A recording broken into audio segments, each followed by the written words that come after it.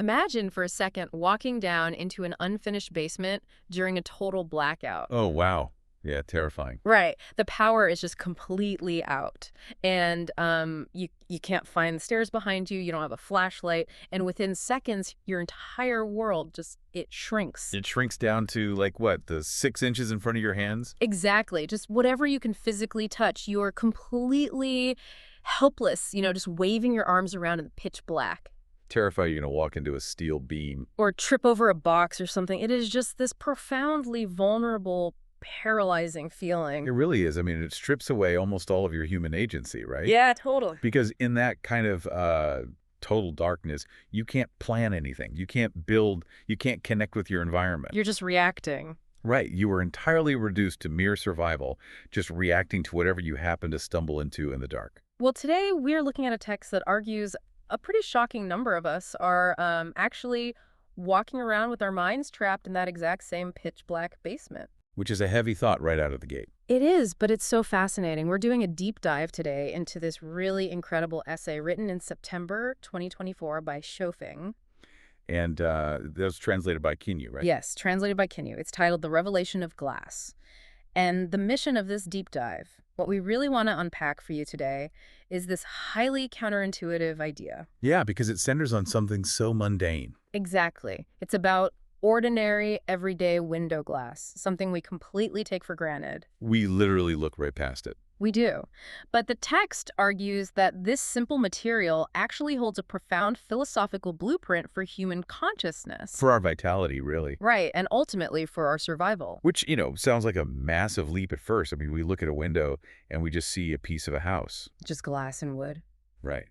But Shuifeng takes this incredibly common architectural feature and uses it to explain the fundamental mechanical difference between living a vibrant, purpose-driven life. And just experiencing total psychological collapse. These I mean, I've never really thought about glass having a philosophy before. Those people haven't, yeah. But the essay starts with this brutal observation about its physical properties. Oh, the core physics of it. Yeah. So Feng points out that glass does something practically miraculous when you break it down. The text states, and I love this quote, "Wind cannot pass through, rain cannot pass through, but light can." That is such a powerful line. That single sentence is basically the master key for everything we're going to talk about today. It sets up everything. It establishes the concept of selective permeability. And to really understand why that is so vital to the human mind, we first kind of have to understand why it was so revolutionary for human architecture. Right. So Shifeng asks us to literally step inside that windowless room we were just talking about. The basement analogy. Yeah. Like, if you build a room with solid brick walls and a heavy wooden door, you have successfully kept out the freezing wind and the rain. You are protected from the elements. But if you close that door during the day, the space is instantly engulfed in total darkness. The author notes that inside that sealed, lightless place, anyone is essentially reduced to being like a blind person. You just can't see a thing. You are entirely unable to find a target. Like performing any detailed task, whether it's, threading a needle. Good luck with that in the dark. Right? Or just finding a tool on a workbench. It becomes literally impossible. Your only option, as the text explicitly describes it, is to grope about. So we have this historical human problem, right? We need shelter to survive the elements. Because the storm will kill you. Exactly. But the shelter cuts us off from the light we need to actually function and see. That's a trade-off. And it feels like a trap. I mean, a hole in the wall lets the light in, but it also lets the hurricane in. Right. But a solid wall stops the hurricane, yet plunges us into the dark. It feels like a binary trap, You either freeze to death or you go blind. Until we introduce the intervention. The glass window. Yes.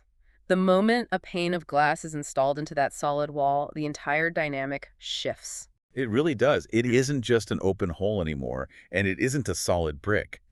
It is an intelligent barrier. Light pours in, and the room instantly brightens. Suddenly, you aren't groping around in the basement. You can actually see the workbench. Everything inside becomes clear. You can thread the needle, you can build, you can work. And the essay notes a really direct correlation here, right? Like, the more windows you have and the larger they are, the more light the room receives. And the brighter the space becomes. Exactly.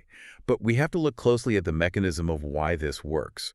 The glass is taking an absolute beating from the outside world. Oh, for sure. It's getting hammered by the storm. Right. It is actively blocking the destructive elements, the harsh cold, the driving rain, the physical force of the wind. But at the same time, At the exact same time, it warmly welcomes the essential, life-giving elements of light and warmth. It is performing this highly specialized filtering process. so, okay, we've established that darkness kills our ability to navigate a room, and glass solves that by filtering the environment. But Shuifeng argues the stakes are actually much, much higher than just stumbling around in the dark. Oh, absolutely. This is where it gets really deep. The essay asks us to look at what happens to biology when it's sealed off. So we transition from physical architecture to the biological laws of life. It's such a brilliant pivot in the text. It really is. The text observes that in places devoid of natural light, darkness and dampness take over, right? And life itself becomes incredibly fragile. And the specific evidence the author brings in here is so interesting. The leek plant. Yes, the leak. Wait, I have to Yeah. ask. So are we just talking about house plants here? Like, how does a yellow weakened leek relate to human direction and purpose? Well, if we connect this to the bigger picture, the author is using the leak as a bridge A bridge to what? to the scientific concept of entropy.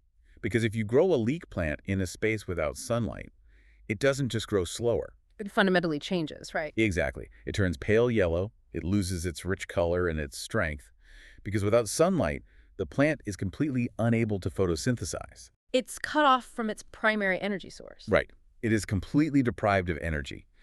And this is where the underlying physics really start to bridge over to psychology. Okay, let's unpack entropy for a second, because I know it's a huge concept in thermodynamics. It's massive, yeah.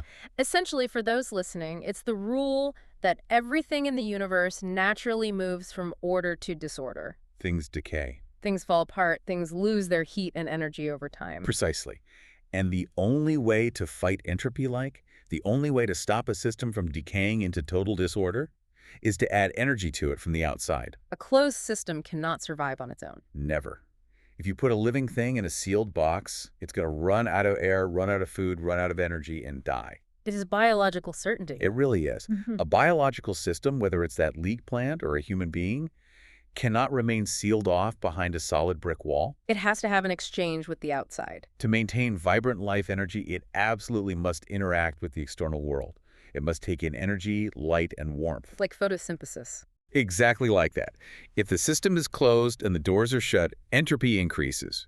The internal energy depletes. And as the text warns, this inevitably causes the closed system to weaken, to collapse, and to meet its demise. So that pale yellow leek isn't just a sad houseplant. No, it's a warning. It is a visceral, biological representation of what happens when a living thing walls itself off from the world. Wow. So if you try to protect yourself by hiding behind a solid, opaque wall, you might keep the wind out. But you are guaranteeing your own destruction from the inside. Decay is the natural, unavoidable result of isolation. Which brings us to the core revelation of the essay. This is the big one. Yeah. Shuofeng takes this entire framework, the windowless room, the intelligent filter of the glass, the pale yellow leak, the deadly nature of closed systems. And applies it directly to the human mind. Yes. The essay states that to find direction and purpose, a person's heart, or, their consciousness, must act exactly like window glass. It has to mirror that exact same physical paradox. Our consciousness must actively interact with the outside world to take in the light and warmth we need to fight off psychological entropy. But at the same exact time, it must guard against negative influences and harmful contamination. Right. It has to filter. And the author draws a very hard line here. The text explicitly states that the less transparent something is, the less vitality it possesses. Transparency equals vitality. Exactly. Therefore, if we want to have vitality, if we don't want to become that pale, withered leek, our thoughts and our intentions must be transparent. And this is where we need to really dissect what transparency actually means in terms of human behavior. Right, because it's a loaded word. It is. Yeah. The essay argues that our thoughts and intentions cannot be concealed or shadowy. By the author's definition, things that cannot stand in the light are inherently dark and sordid. Okay, here's where it gets really interesting to me, because I want to push back slightly on this tension. Go for it. It's a really heavy concept to navigate in the real world. Like, it sounds beautiful to say, just be open, be totally transparent. Right, just let everyone in. But if we walk out into the modern world entirely unconditionally open, we get destroyed, right? Oh, completely. If I have no defenses, I'm going to get crushed by toxic people, cynicism, the sheer chaos of everyday life. So how do we stay transparent without being completely vulnerable to the hurricane? That is the exact paradox of transparency the text is solving. When Sufeng says transparency, the essay isn't advocating for tearing down the walls of your house and standing naked in a thunderstorm. That would just be the open hole in the wall. Exactly. You have to remember the physical properties of the glass we talked about. The glass is a barrier. It is incredibly strong against the storm. It doesn't let the rain in. Right. Transparency isn't about letting everything in indiscriminately. It's about visibility and clarity of intention. Oh, I see. So it's not about being a doormat. It's about not having hidden agendas. Exactly. Think about the cognitive load of a hidden agenda. It's exhausting. It really is. Concealing your true intentions, operating in the shadows, constantly manipulating how people see you, that requires a massive amount of internal energy. It is the psychological equivalent of sealing the door to the windowless room. Yes. You are closing yourself off from genuine connection and truth. You're turning off the light, and the moment you do that, you trigger that internal entropy. You start decaying. If I'm constantly hiding my motives, or if I'm operating with sordid, concealed intentions that I'm terrified of people finding out about, I am literally starving my own consciousness of the light it needs to survive. You are. I am actively causing my own psychological decay. You are becoming the pale leak. The shadowy thoughts lead to the exact same internal demise that killed the plant in the dark. Wow. For your inner life to maintain its vitality, it cannot be hidden. It has to be able to stand in the light, clearly visible, just like looking through a clean pane of glass. That is a brilliant way to frame the cost of deceit. It really reframes it from a moral failing to a biological one. But this leaves a massive lingering question for you, the listener. If the heart needs to be like glass, if our consciousness needs to be this perfect selective barrier that blocks the storm but lets in the light, what is that barrier actually made of? Right, because we can't just go to the hardware store and buy mental glass. Exactly. We can't install a physical firewall in our prefrontal cortex. What is the human equivalent of selective permeability? Well, the author provides a very definitive answer to that question, and it really is the climax of the piece. So what does this all mean? What is the material? The protective material of human consciousness, the actual substance that functions as this glass, is faith and values. Faith and values. Yeah. Let's really dig into how that works mechanically, because, those are big, weighty words that can mean a lot of different things to different people. They definitely can. But according to the text, just as physical glass shields a room, our faith and our values are what shield us from the temptations of harmful influences and the corrupting effects of evil. They act as the filter. They act as that invisible barrier, taking the beating of the outside world, all while ensuring our hearts remain bright and healthy.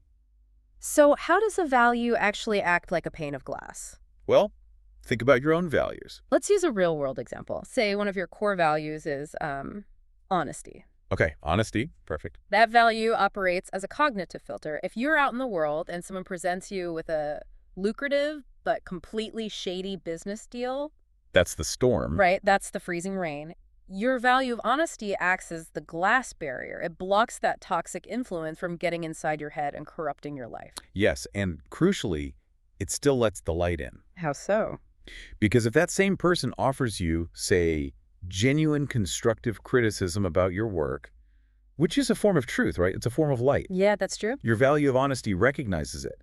The filter allows that truth to pass through the glass and illuminate your mind, helping you grow and fight off complacency. Which is just another form of entropy. Exactly. You stay vibrant. And what about faith? And I want to clarify, I don't think we necessarily have to define faith strictly as religious dogma here. Oh, not at all. It could be a foundational belief in the goodness of humanity or trust in the future, right? Absolutely. Think about the storm of modern cynicism. Oh, it's relentless. It is. If you go online or watch the news, there is a hurricane of despair and negativity constantly battering against you. Just nonstop. If you have no faith, if you have no foundational belief structure, you essentially have an open window. That storm blows right into your living room. It destroys your peace. You become hopelessly cynical. But if you have faith, that belief acts as the glass. Right. You can still look out the window and clearly see that the storm is happening. You aren't ignorant of the suffering in the world. You see the rain. But the faith protects your internal environment, so you don't freeze to death in the despair. You maintain the warmth and the energy you need to actually go out and help. That is the perfect synthesis of the metaphor. The essay concludes with this really definitive statement that life simply cannot exist without faith and values. Because without them, you don't have a functioning internal architecture. Right. It fundamentally changes how we should view our own belief systems. This raises an important question for everyone listening. Yeah, if you use your values to build a solid brick wall, meaning you become dogmatic, entirely closed-minded, refusing to hear any new ideas or engage with anyone who thinks differently, you have successfully shut out the whole world. But you've also plunged yourself into the dark. You stop photosynthesizing new ideas. You increase your internal entropy, and you wither away in rigid isolation. You become the leak. And on the flip side, if you abandon your values entirely... If you just say, whatever, I'm totally open to everything. Exactly. If you decide to just be totally formless, leaving the door wide open to every single passing trend or toxic influence, the storm comes right inside and wrecks the house. The chaos of the world will tear your internal life apart. Your values have to be the glass. Strong enough to block the corruption and withstand the pressure, but transparent enough to let the truth, the warmth, and the life-giving energy of the outside world pour into your consciousness. Which demands that we all take a hard look at our own internal filters. Like, how exactly do your own faith and values function right now? Are your beliefs currently acting like a brick wall, making you rigid, fearful, and closed off in the dark? Or are they acting like an open door, leaving you anxious and vulnerable to every piece of negativity that blows across your social media feed? Because Sui Feng makes it incredibly clear. Without the properly calibrated filter of clear faith and values, you really face two terrible biological outcomes. You either freeze from the corrupting chaos of the world or you wither in the dark from isolation. It's an incredibly sobering thought. It is, but it's also deeply empowering, I think. It means we have control over the architecture of our own minds. We can choose to install the windows. Exactly. So let's wrap up this deep dive and remind ourselves of the core takeaway here. The big picture. To live a vibrant life with real direction and purpose, you cannot exist in a sealed, dark system. You cannot grope around in the shadows with concealed intentions or hidden agendas. You have to step into the light. You must deliberately build internal windows using your faith and your values. Those are the filters that will keep out the destructive storms of harmful influences while letting in the life-giving light and warmth you desperately need to survive. Beautifully said. And as we close today, I want to leave a final, really provocative thought lingering in the air for you to mull over. Oh, I love these. What is it? Well, it builds directly on the reality of physical glass. We know that in the real world, a window doesn't stay perfectly clear on its own, right? Oh, definitely not. It gets smudged, it gets dirty. It gets fogged up by the elements over time. So if our faith, our values are the glass of our consciousness, what happens to us when that internal glass gets dirty? Wow. When trauma, exhaustion, or just prolonged exposure to a really toxic environment starts to fog up our beliefs? That is such a vital question. Like, do our values need active maintenance? They absolutely must. We have to actively, clean our values to ensure the light can still get through. Because if we don't clean them... If we don't, we risk slowly, almost imperceptibly, plunging back into the dark without even realizing our windows have clouded over. We wouldn't even notice the lights going out. The light is always out there, right? Yeah. But it can only reach us if we maintain the clarity of the glass we view it through. What an incredible place to leave it. The materials that make up our minds require just as much deliberate care and maintenance as the homes we live in. Maybe even more. Definitely more. Thank you so much for joining us on this exploration of Weifeng's essay. Take some time today to check your filters, clean your internal windows, and keep your minds open to the light. Until next time.